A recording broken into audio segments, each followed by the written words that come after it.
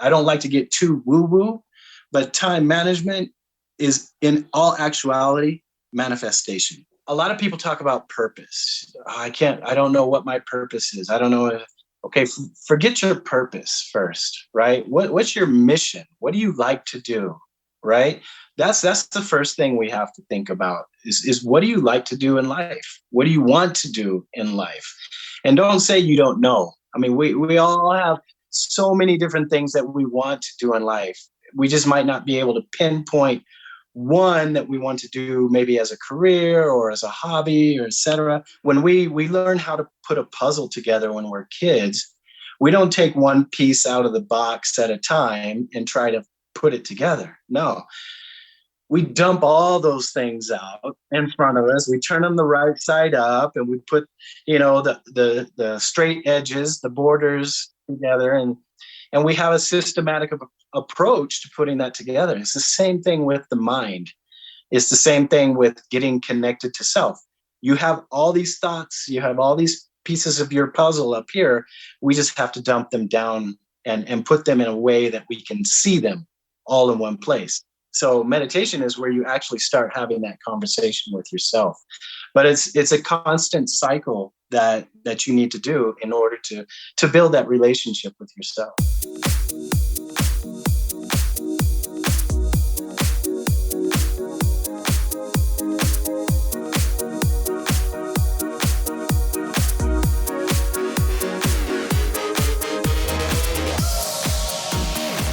This is the Energy Within podcast, all about accessing, nurturing, and building your energy and confidence so that you can design your life the way you want.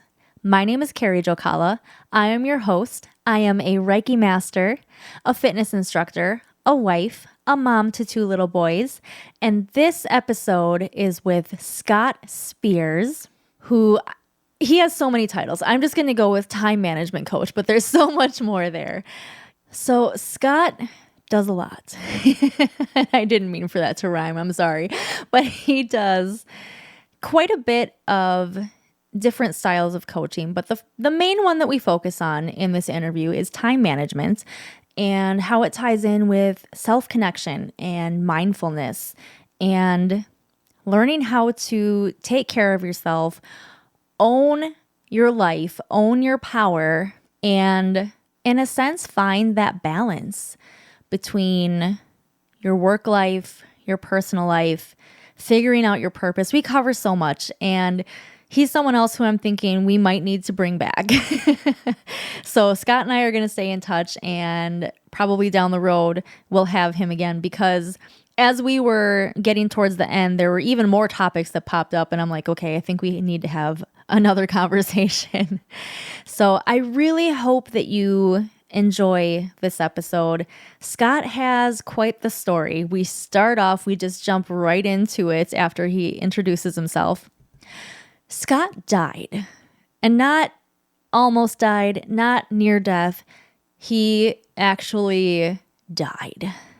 And we talk a little bit about how if you don't take the time to hit the pause button for yourself, the universe is going to do it for you. And I don't mean to laugh, but he laughs a lot about this too, because of course, in hindsight, what are you going to do but laugh and take the lessons from it? We also talk about how he didn't necessarily take all the lessons from it right away.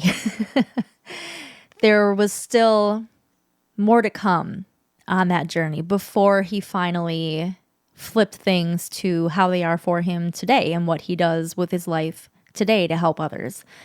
So you're going to like this one. Scott and I had a lot of fun, a lot of laughs, and a lot of good tips and information in this one. So I won't keep you from it any longer. I know you're curious about how Scott died and how he's still here. So here we go. Well, Scott, I am super excited to finally connect and have you tell this amazing and very intriguing story that you have. Well, thanks for having me, Carrie. Yeah. It's a pleasure. So why don't you start off and just let everyone know who you are and what you do?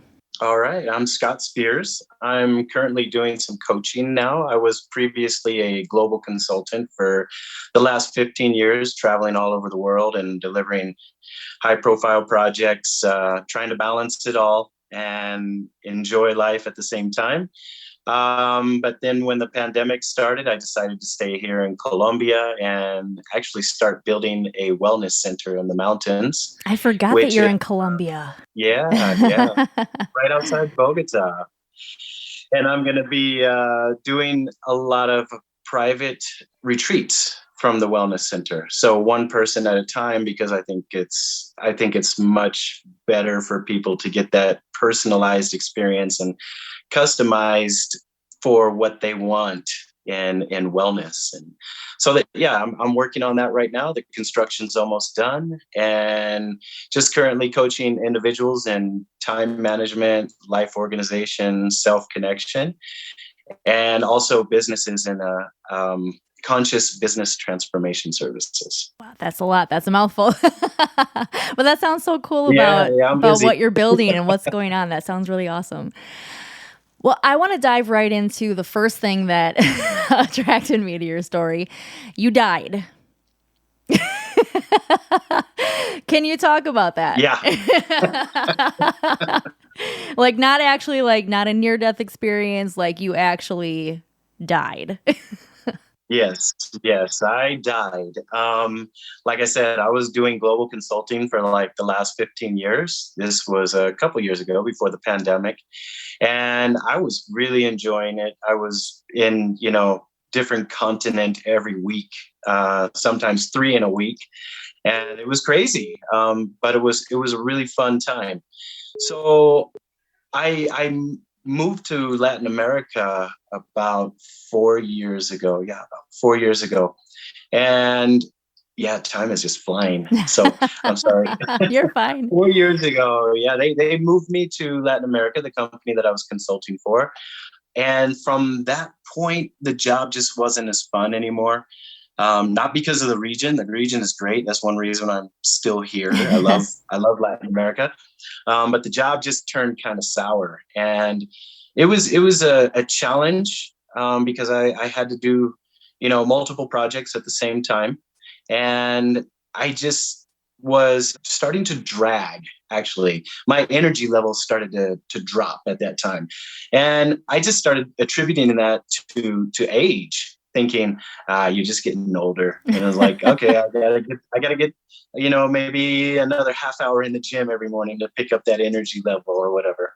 But I was healthy, eating the right foods. I wasn't going out partying and everything. I was really trying to take care of myself, Mhm. especially with all the travel. You have to do that, or you're going to get sick and you're going to be out. Yeah. So one night I was called over here to Colombia. I was working in Costa Rica at the time, and the company I was working for, they made a major problem with the customer. And yeah, so I was flown over the next day, and that night I was able to fix the problem and smooth over the relationship and everything. And that night I started having problems breathing before I went to bed, which was really odd. Never had that Wow. situation before. And so my girlfriend at the time, thankfully she was there with her brother, went to the kitchen, got something to drink, and then it just felt like I fainted. Oh I wow. don't know if anybody's ever had that experience where they've fainted before or passed out. Yes, I I've had that have. quite a lot when I deal with needles, like whenever I have to go give Oh blood God. or something like that. I could tell you stories from when I was pregnant with my second son, and every time they had to draw blood, I'd pass out. And if the second time it happened, I woke up and my first thought was, "Oh man, not again."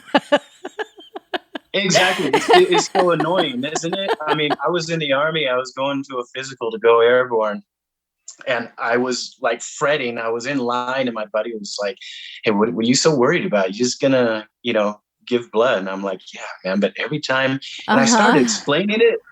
I explained it so well that I fainted before I gave the blood. And yeah. So that's how bad I was.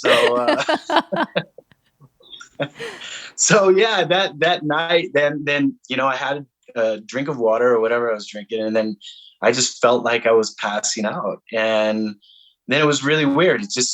I felt like I was going to sleep, actually. Yeah. Yep. And when you go to sleep in a room of a lot of people, let's say you're, at a family gathering, like for Christmas or something, and yeah, you have too much eggnog or something, or you ate too much turkey, and you take a little nap, but you hear everybody around, right? Mm-hmm. You hear the conversations and everything.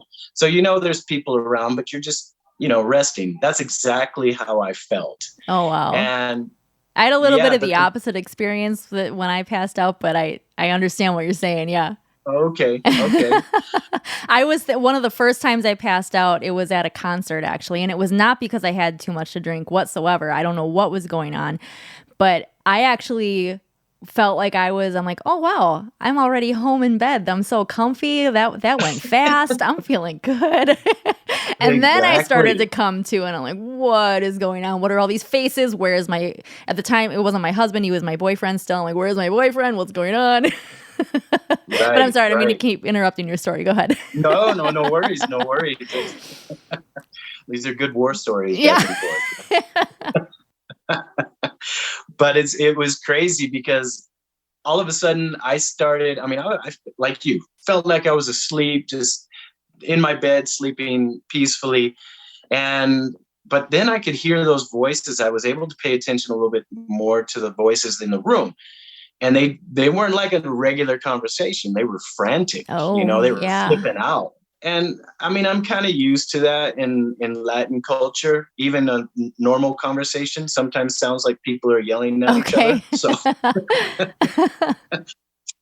so it still took a little while, but I was like, something's off here.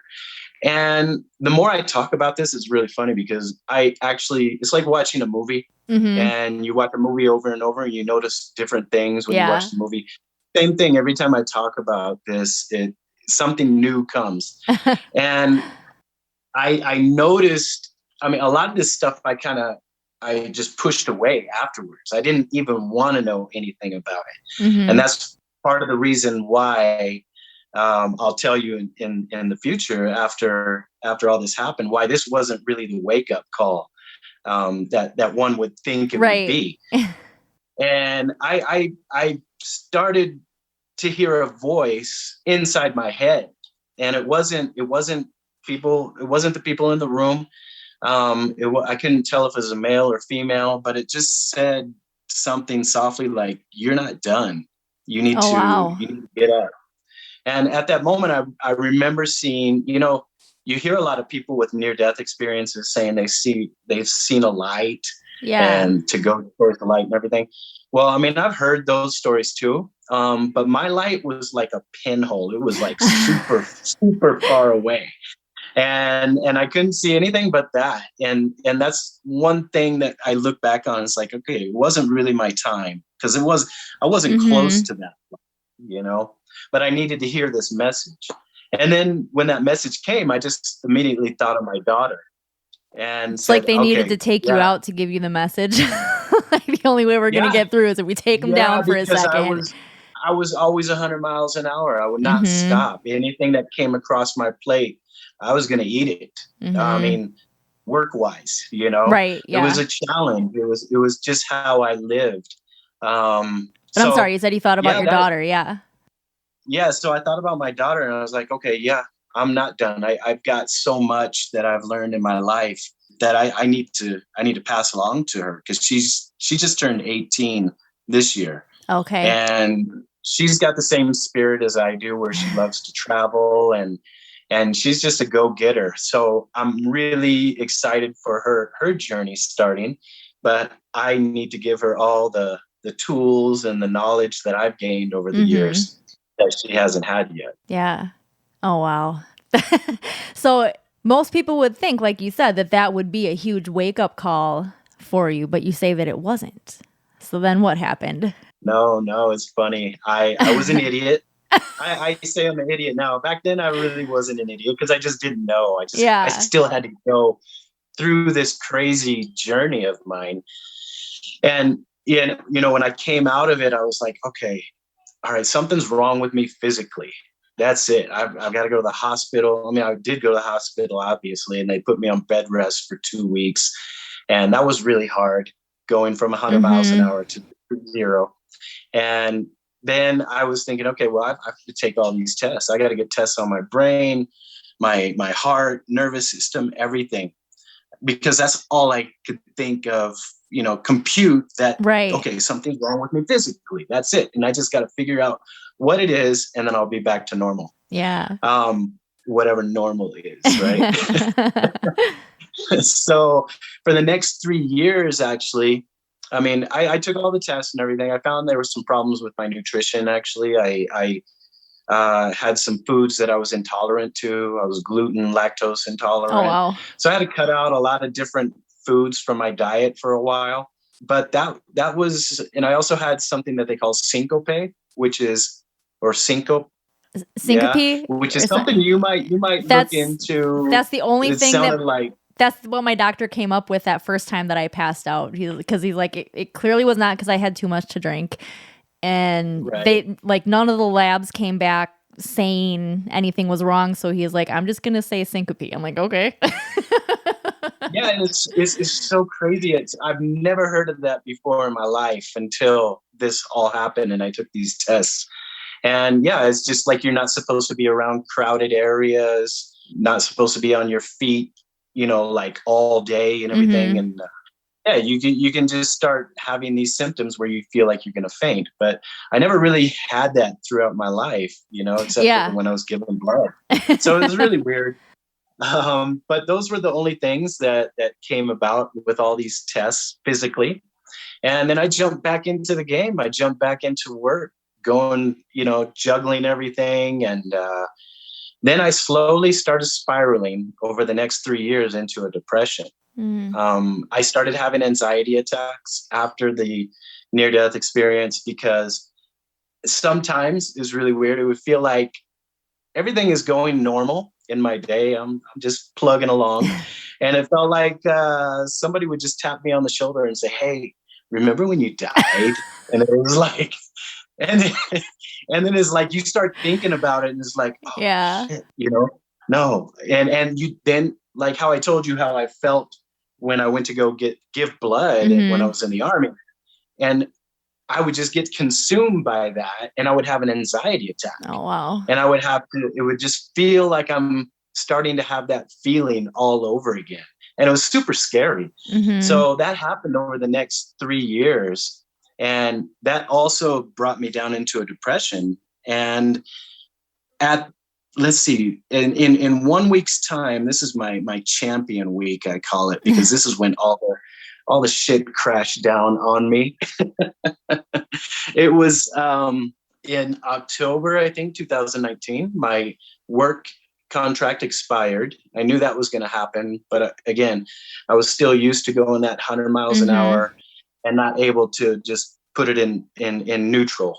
So that really affected me. Like, okay, what am I going to do? What do I got? I've got to be busy. Yeah. Let's see. I was diagnosed with PTSD. Let's see, what else was there? There was a few things, a few good ones. Anyway, there's the relationship I was in, my girlfriend broke up with me. Oh no. And it was just a whole bunch of things all in 1 week. Oh wow. And yeah, all in 1 week, my tsunami of shit is what I call it. I don't mean to laugh, but the name that you give it. No, I'm laughing at it. I mean, it's the best way to describe it, because I mean, it really took me down. But it was crazy, because I was like, okay, I'm going to get through this. I'm depressed. I'm down. But I was in my apartment. I was comfortable, and I was trying to do my meditations, doing yoga, doing my journaling, and all that stuff. But I was comfortable. So.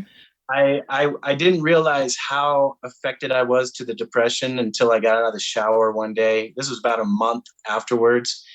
And I realized, dude, what is wrong with you? You're like super skinny. And I found out I lost 30 pounds in that 1 month. Yeah. Wow. And that's when I realized, okay, I've got to get help, first of all, which is the hardest thing for anybody to admit. Right. when they're going through anything. I can push through it, especially with my mentality. Yeah. Or you feel like you're supposed to get through it yourself. Exactly. But seeing myself in the mirror, the way I was looking, I was like, okay, if you don't do anything, you're just going to deteriorate. And there are so many people that are watching you, not watching you like, how are you going to perform or something, but that you are a role model too. So like, I know my niece and nephew, my daughter and things like that. They, I always try to put on that good role model, jacket and hat on and show them how you're supposed to go about life. So I was like, okay, now I need to be that role model again and do something. So I called a friend of mine because I couldn't talk to anybody during that time. I was just super sad, couldn't even get the words out. I felt ashamed. And I called a friend of mine in India that I used to work with for about 8 years. And I poured my heart out to her, told her everything going on. I said, look, I need to go to a place that I've never been before, something that is like totally foreign to me. And India had always been a big hole on my map. Okay. So it was always intriguing for me to go to India. So she gave me a couple places and I bought a ticket for my birthday and went to India for a month. Wow. Yeah. Yeah. And when I was in India, I did a yoga university for the first 10 days. It was really, really interesting. It's not just the physical exercise of yoga, but they also had so many different lectures and teachings about how yoga can help depression and anxiety and things like that through different forms of yoga, like the yogic breathing, pranayama, and different philosophies. It was super, super interesting. And that really started bringing me out of the depression, right? Yeah. And it was funny how all of this kind of happened because this trip I didn't really plan. It was the first trip I didn't plan in I don't know how many years, because normally I'm so particular with my schedule. Yeah. Okay, at this hour I'm going to do that. At this hour I'm going to do that. But this one I just went with the flow. So after the 10 days, I went to a Vipassana meditation retreat in North India. And that was where I really came out of the depression. The teachings that I got there, the type of meditation, it was almost sadistic, but it was amazing. How do you do sadistic meditation? Yeah. Let me tell you. It was So first, let me explain. Vipassana for 10 days. You go there. You sign in. And then you hand over your phones, laptops, notebooks, watch, anything that connects you to the outside world. You just keep your clothes, basically. And you lock those up for 10 days. And then you go into the ashram for about, 8 times maybe a day for 1 hour a day and meditate. Okay. And the type of meditation, this sadistic meditation, right? Basically, and it sounds easy, but it's extremely hard. You sit down in your meditation posture, and then you don't move. You don't move for an hour. Oh, wow. And that doesn't sound too difficult, but when you've had a few injuries like me throughout my years and you sit down and, after about 20 minutes, I don't think I've ever meditated longer than about 20, 25 minutes ever.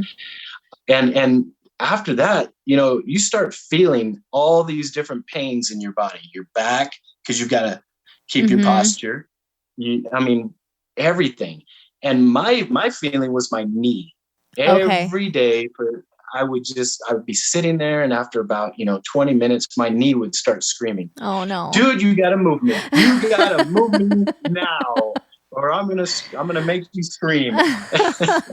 And the whole process of this meditation is you do a body scan. After you sit down, you close your eyes, you focus on your breathing for the first 5 minutes or so. And then you just start doing a very slow body scan, observing how you feel from your head all the way down to your toes. and you just pay attention to every little part of your body.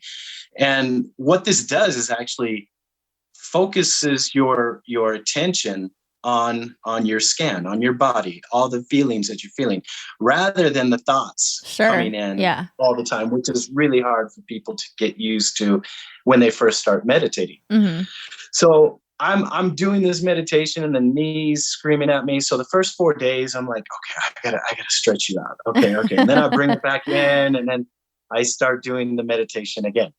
Well, after the 4th day, I had a conversation with myself, like, all right, dude, you came all the way to India to, to put yourself through this and go through the process and get the most out of it that you can. So do it. Just do it. Right? Like Nike. Yeah.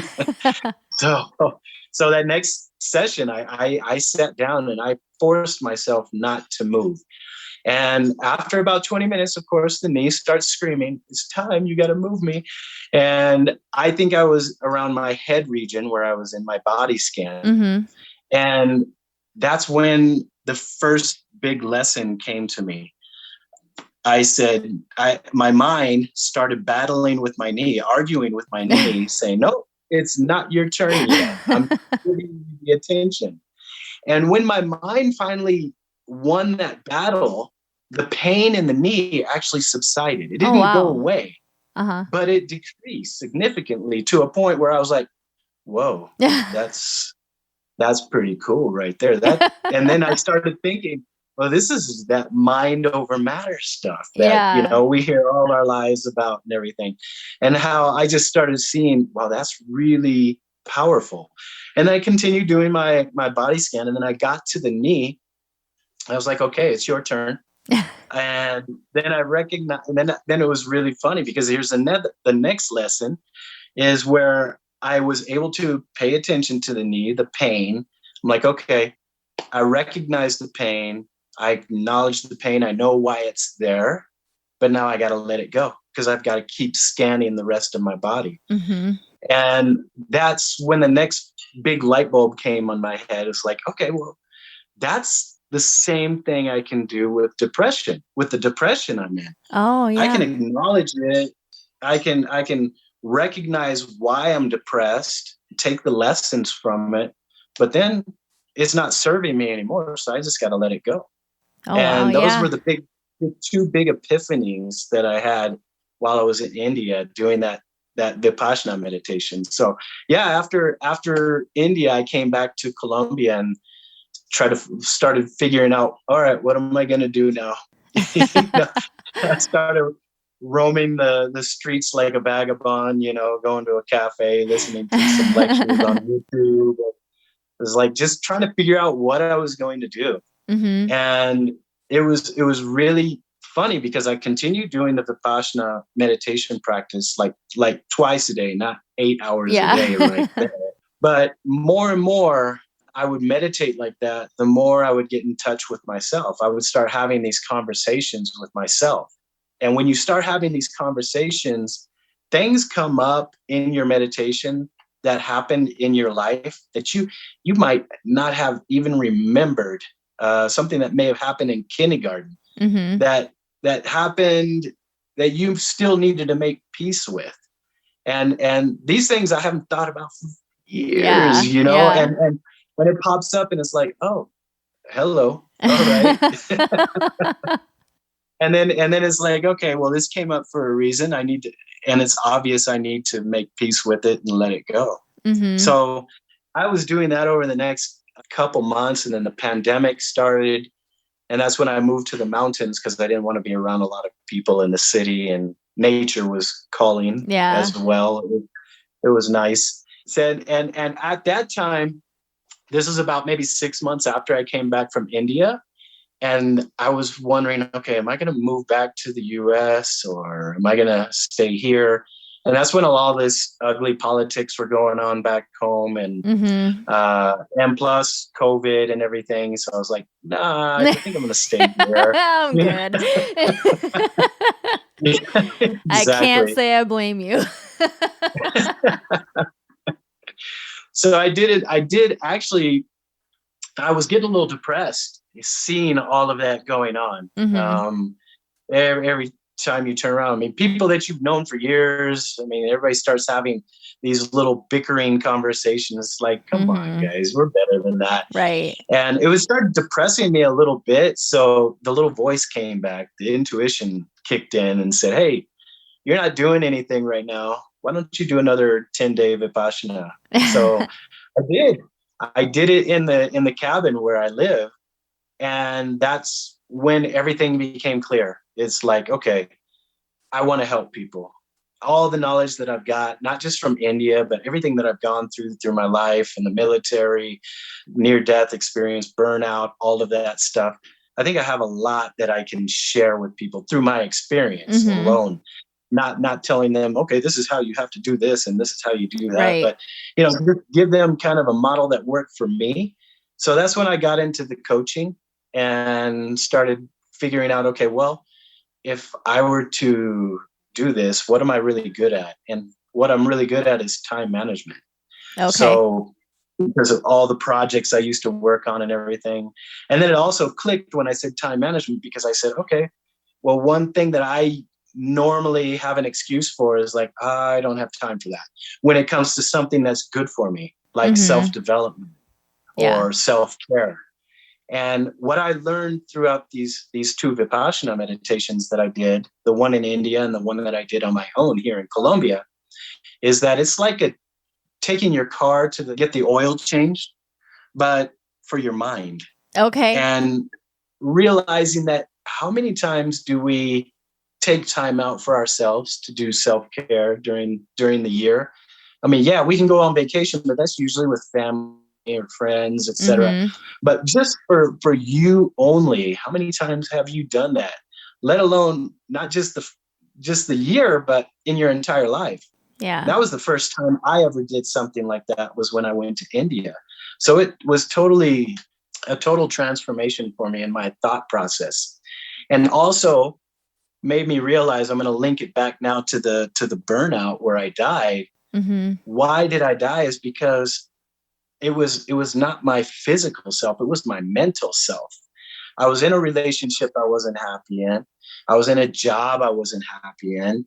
I didn't have goals. I was just going through the motions. I was in a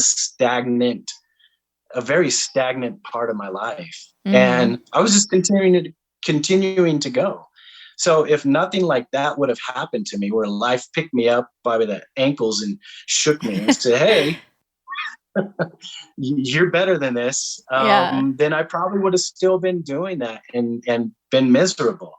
Mm-hmm. So that understanding how this all comes around into a complete cycle now is what I love to share with people, and especially the self-connection cycle that I help people get in touch with themselves, because we hear so much about that, how important it is these days, but how to do it. Yeah. And that's when I came up with, okay, it just starts with your consciousness first. You have to realize, you have to be aware that where you are in the present moment. And then how can you build on that is through mindfulness exercises, which is the mental gym. Yeah. And that prepares you for meditation. So meditation is where you actually start having that conversation with yourself. But it's a constant cycle that you need to do in order to build that relationship with yourself. Mm-hmm. You're making me think. I watched a video just yesterday about how sometimes the universe will press the pause button for you. Just made me think of that, like how it's like, yeah, we got to take him out because he's not going to listen unless we stop him first. No, it's true. I say that because, first times, the first time it happens, it's not the lesson. Mm-hmm. You might not even recognize the lesson, but this is actually the second time. Why was I able to recognize it this time? Because when I was in the Army, I was getting shot at, and the first time ever getting shot at, I made a promise to myself. I was just turned 18. Like, okay, if I get the hell out of here, I'm going to go see, do, and experience all that I can in this world, what it has to offer.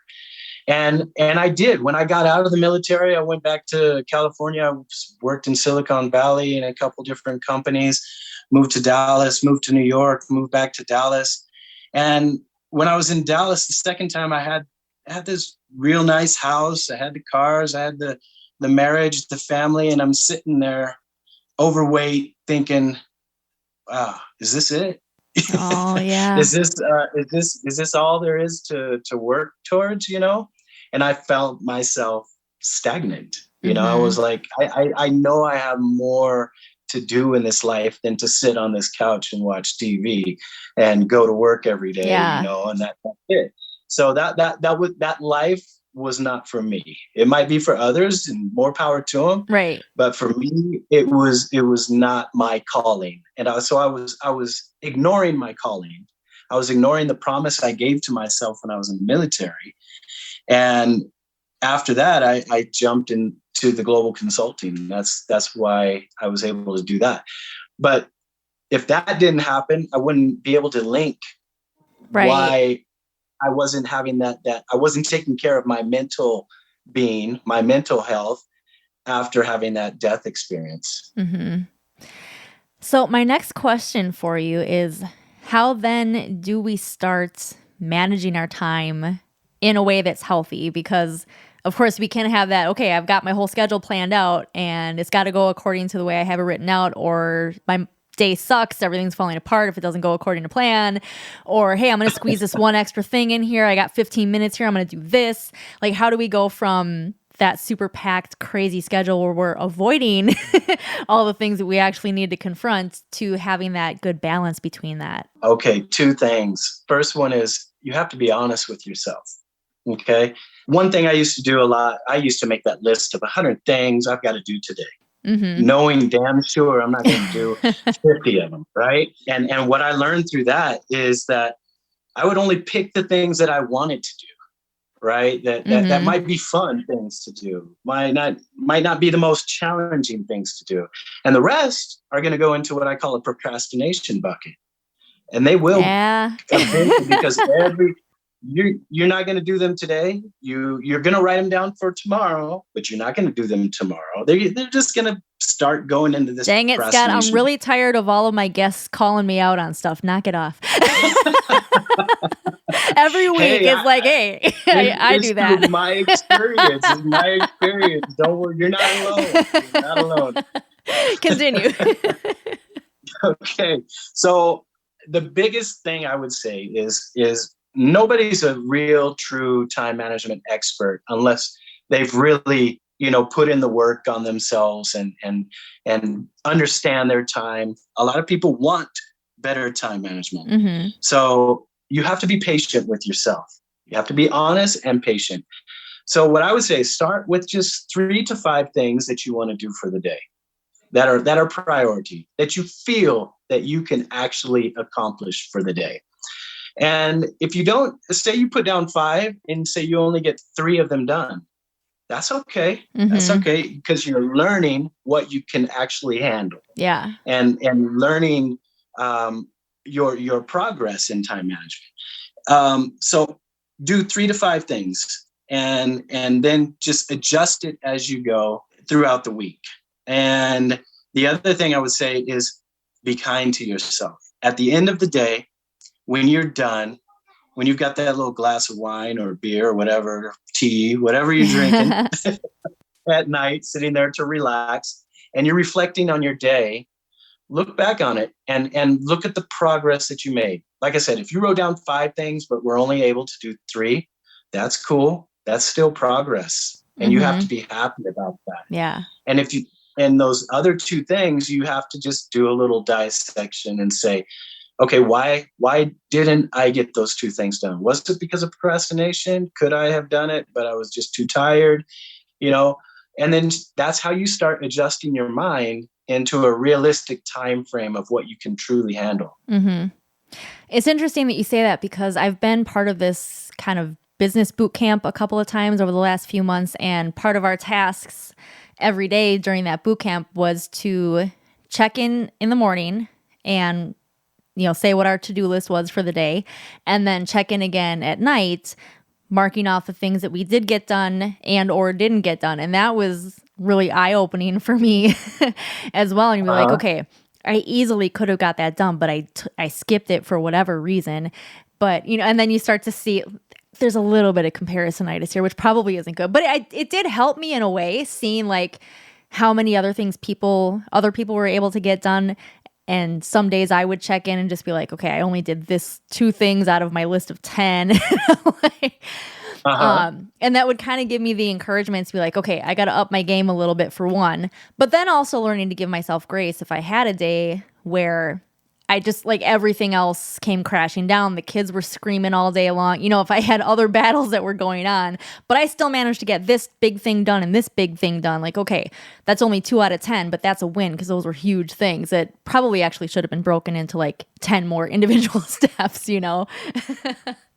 Yeah. And that's the big thing at the end of the day, when you're doing that self dissecting of your day, not only the things that you did that you weren't able to complete, but also look at the things that you were able to complete and say, okay, could I have done that better in any way? Or am I happy with that? Because you might approach that same task in the future.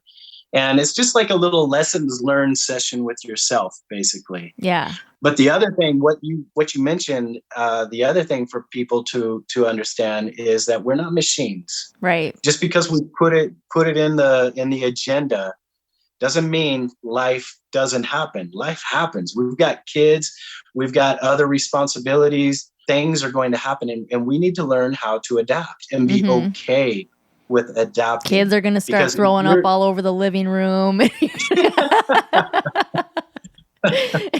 Right. And then you spend your day cleaning instead of working. You're going to have to shelve some tasks because of that. Right. But that's okay. So I want to talk a little bit about this mental gym that you mentioned. So the steps that we do leading up to meditation, you mentioned mindfulness. So can you explain in your thinking what the difference is between mindfulness and meditation? Oh yeah, that's a good question. Well, like I said, the first step is being conscious, being aware. And what I like to start my clients on is something real simple. And it might seem annoying to them at the beginning, but it's the easiest way I find. Set an alarm in your phone once an hour. And when that alarm goes off, it's time for you to just say, okay, time out. How am I feeling? Okay. And just basically come to the present, disconnect from work, from social media, whatever you're doing, and just focus on yourself. Right. That's the conscious awareness part. And then getting into the mindfulness part, that's the mental gym. Exercises that I like to give are just real simple things. Like you could be sitting in the room and you see a flower in a vase. Go sit in front of that flower for 5 minutes and look at it. Look at it in every detail, all the colors, all the texture of it. And what I like to focus on are our senses. So sight, smell, hearing, taste, touch. So like for this flower, you can get a few of those out of the way. By sight, you can spend a couple minutes taking a look at it, completely observing it. You can touch it. You can feel if it's got fuzz on the stem or if it's brittle on the petals, whatever. The scent, of course, you can smell that. So for like 5 minutes, you take this break and you just are focusing purely on that object, not work, not talking to anybody, but it's taking you. Remember how I said about the meditation where you do the body scan, and because you're focused on the body scan, all these thoughts are kind of deflecting. Yeah. Because you're focused on your body. Same thing with mindfulness exercises.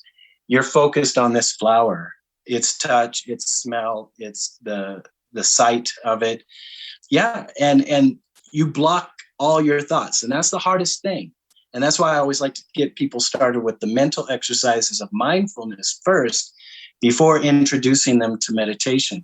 Because if you do it the other way around, people will sit down and try to meditate, close their eyes, and they've got all these thoughts coming in. And that's natural. It's natural. It's going to happen.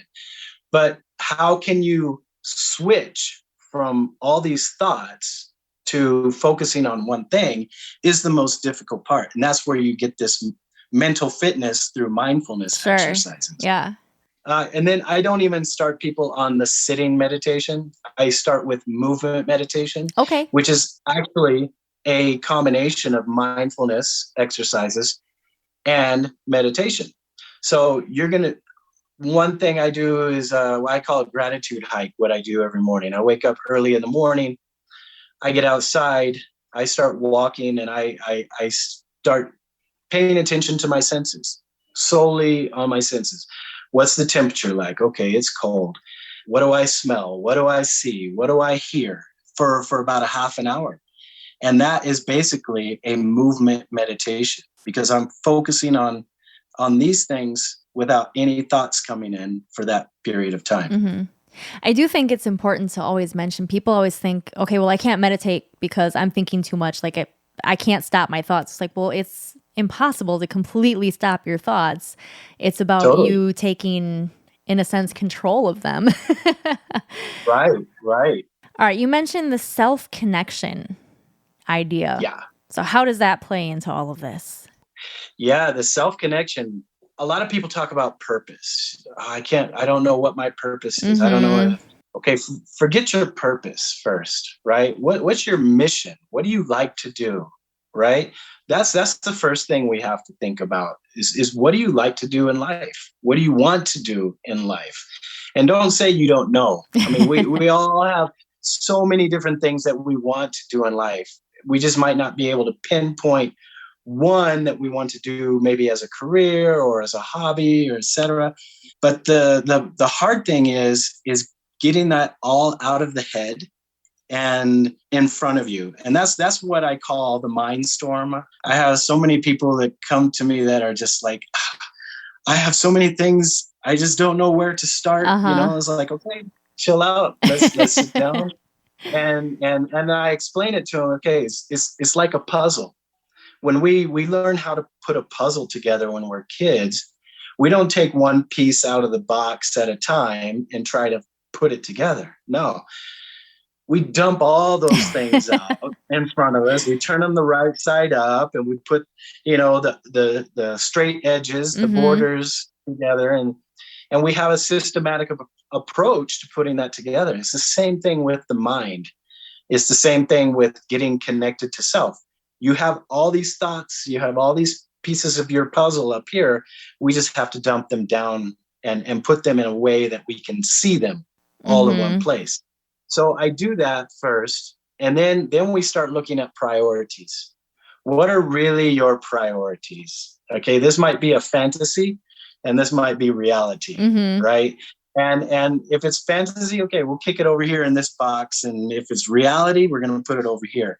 And then we start just building a visual representation of what someone has in their head of what they want to do in their life and what kind of person they want to be.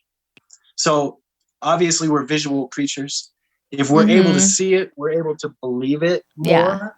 Rather than keeping it up in our head and we forget about, we've got so many different things going on that we'll forget about it. But if we are able to see it every day, it's the same thing that I say about time management.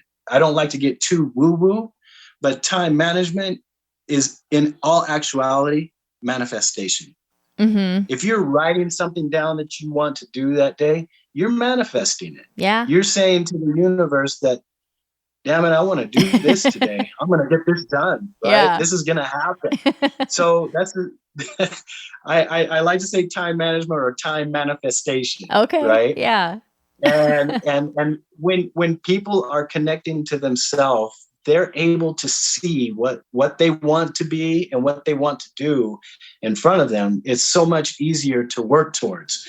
So that's what I do with the self-connection and that whole process, the consciousness awareness to mindfulness exercises to meditation.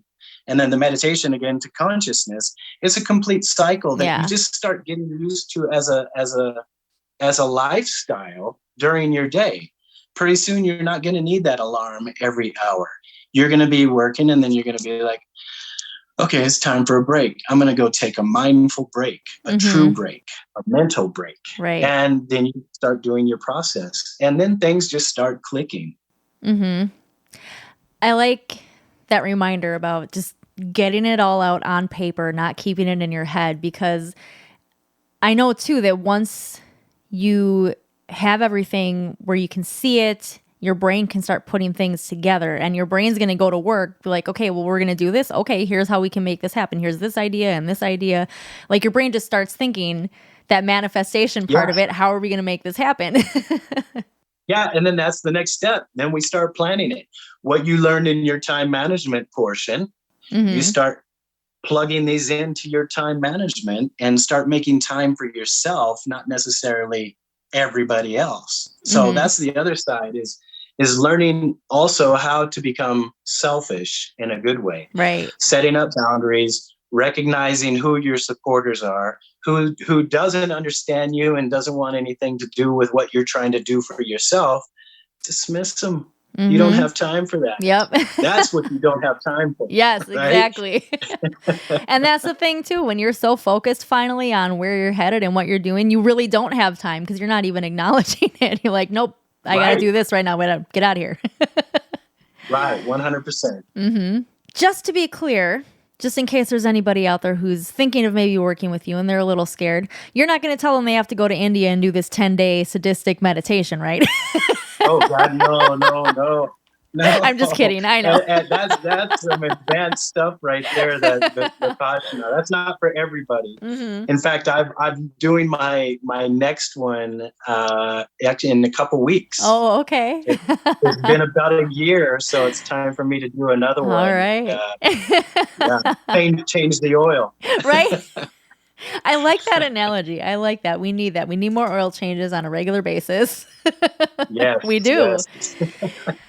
Is there anything that we didn't touch on that you feel would be important to note before we wrap? In correlation with self-connection, just be honest with yourself. Don't try to live up to society's expectations. Live up to your expectations. And if you don't know what those expectations you have of yourself, it's time to start looking. It's never too late. Yeah. Don't give your power away to other people. Exactly. That's the one thing that gets me fired up. I'm like, when people say they're stuck or they can't do something because of this, I'm like, it's your life. Not that it's easy to just push all that away. Like sometimes you got some big hurdles to overcome, but it can be done, and it has to be done if you're going to live your life the way you want and enjoy it. That's it. That's the mindset. And that's the mindset that we have to have. And a lot of people are not confident in themselves, and they need to be, because anybody can do this. Yeah. Anybody can do it. Yeah. This has been so awesome. I'm so happy that we were finally able to connect and have this conversation. Likewise. Thank you, Carrie. Yeah. Why don't you just let everyone know where they can find you and how they can connect with you? Yeah, sure. I do have a website. It's scottjspears.com. It's very basic. Please don't hate me for that. I think it looks nice. Challenge. Thank you. I'm planning on doing an overhaul here soon. have a better appeal to it.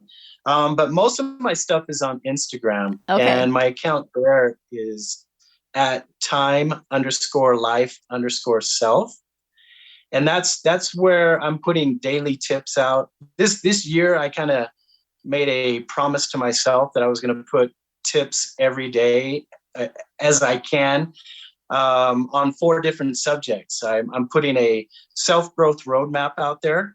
And the first quarter was based on time management. So if anybody wants time management tips for the last 3 months, they're on there every day. There's something on there that you can probably take. This quarter 2, is what I call self-organization, spring cleaning for the mind. Sure. And that's where I'm giving mindfulness and mindset tips every day on that one. Q3 is going to be transformation, self-transformation. And Q4 is going to be talking about our energies. Okay. So ending the year with good energy and understanding those topics. Nice. But I'm looking forward to that one. I've got all my information. I've got all my information there on Instagram. And if anybody has any questions or wants to reach out, my email is scott@scottjspears.com. Perfect. Well, thank you, Scott. Oh, awesome. Perfect. All right. Well, that was a lot of fun. I'm so glad that I was able to bring Scott onto the podcast. Again, a really important conversation to have about being realistic with your time management. This whole idea of mindfulness, even if you never step all the way into the meditation, which I think you should. I think it's important.